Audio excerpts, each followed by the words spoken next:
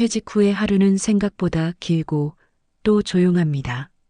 시간이 많아진 만큼 불안도 조용히 스며듭니다. 내가 일하지 않아도 괜찮을까? 퇴직금이 통장에 들어왔을 때는 든든했는데 몇 달이 지나면 그 돈이 점점 줄어드는 걸 보며 이상하게 마음이 불편해집니다. 그때부터 사람들은 불안과 돈을 엮기 시작하죠. 하지만 퇴직 후에도 평온한 사람들은 돈이 많아서가 아니라 돈을 다루는 습관이 다릅니다. 오늘은 그들만의 현실적인 돈 습관을 이야기해 볼게요. 첫 번째 습관, 생활비 구조를 다시 짭니다. 퇴직 전의 씀씀이는 대부분 일할 때 기준으로 맞춰져 있습니다.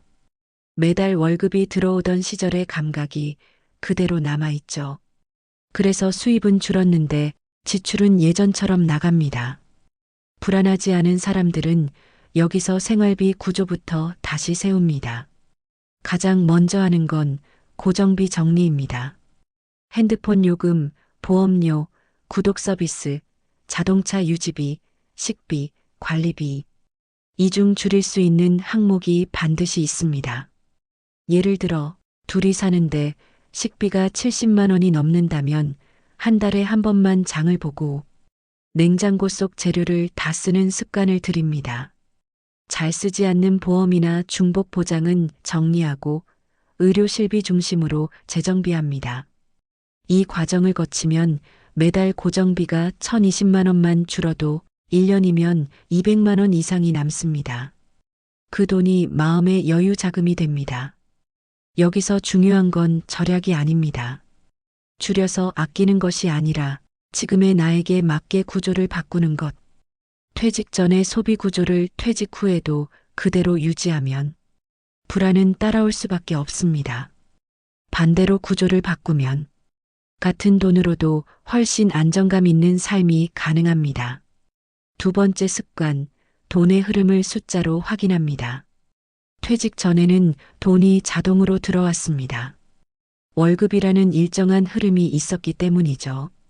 하지만 퇴직 후에는 그 자동이 사라집니다. 돈의 흐름이 멈추면 불안이 시작됩니다. 그래서 여유로운 사람들은 매달 돈의 지도를 그립니다. 방법은 간단합니다. 한 달에 한 번 통장을 전부 확인해 보세요. 총 몇 개의 통장을 쓰고 있는지, 각 통장에서 어떤 돈이 들어오고 나가는지를 직접 적어보는 겁니다. 예를 들어 이렇게요.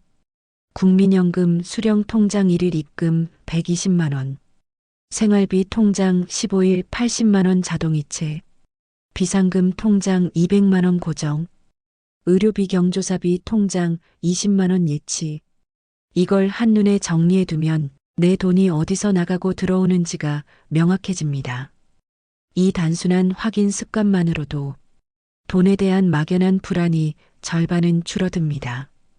퇴직 후 불안한 이유는 돈이 부족해서가 아니라 돈이 어디에 있는지 어떻게 흘러가는지를 모를 때입니다.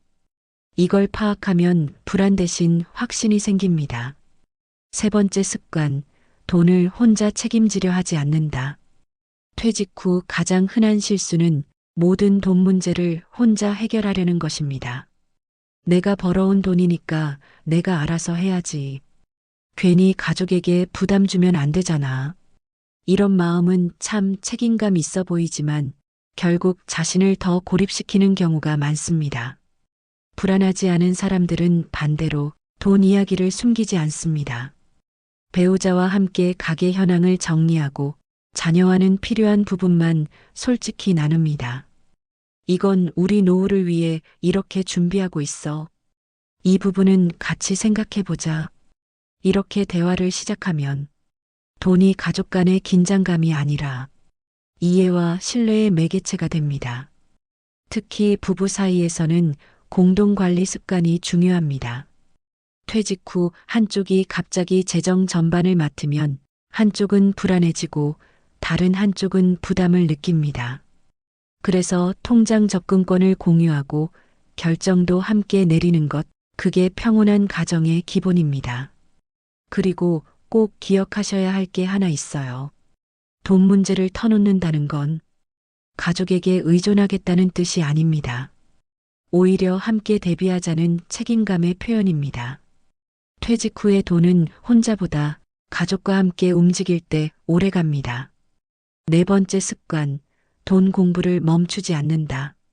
퇴직 후 불안하지 않은 사람들은 돈 공부를 멈추지 않습니다. 많은 분들이 이렇게 말하죠. 나는 이제 돈 버는 나이는 지났는데 이제 와서 뭘 공부하냐? 하지만 아이러니하게도 돈 공부는 돈이 더 이상 급하지 않을 때부터 진짜 시작됩니다. 왜냐하면 이 시기부터는 얼마를 벌까가 아니라 어떻게 지킬까, 어떻게 불안하지 않게 쓸까가 진짜 과제가 되기 때문입니다. 경제 공부라고 해서 어려운 걸 말하는 게 아닙니다. 요즘은 유튜브나 시니어 재무 강의에서도 기초적인 노후 재정 관리, 연금 구조, 세금 절세 팁 등을 쉽게 배울 수 있습니다. 하루 10분만이라도 돈이 움직이는 원리를 이해하려는 사람과 그냥 모르겠다며 방치하는 사람의 차이는 1년만 지나도 확연히 달라집니다. 퇴직 후 불안하지 않은 사람들은 신문의 경제면을 꾸준히 읽거나 하루에 한 번 금융 용어 하나를 정리하는 습관을 가지고 있습니다. 그렇게 쌓인 지식이 어느 날 누군가의 잘못된 투자 권유를 걸러내주고 불필요한 대출을 막아줍니다.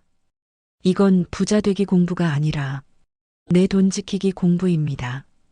그리고 무엇보다 중요한 건 이 공부가 당신의 자신감을 되찾아주는 일이라는 점이에요. 퇴직 후 사회와 멀어지며 느끼는 위축감은 정보의 단절에서 시작됩니다. 내가 모른다는 사실이 두렵고 그래서 더 움츠러듭니다. 하지만 돈 공부를 시작하면 세상이 다시 연결됩니다. 그건 단순히 돈의 문제가 아니라 삶의 품격을 지키는 일이기도 합니다. 퇴직 후 불안하지 않은 사람들은 돈을 아끼는 데서 멈추지 않습니다. 그들은 돈을 이해하려고 하고 돈을 통해 자신의 선택을 넓혀갑니다. 이 영상이 마음에 닿았다면 구독과 좋아요로 함께 해주세요. 당신의 하루가 더 따뜻해지길 응원합니다. 오늘도 관계의 품격과 함께 해주셔서 감사합니다.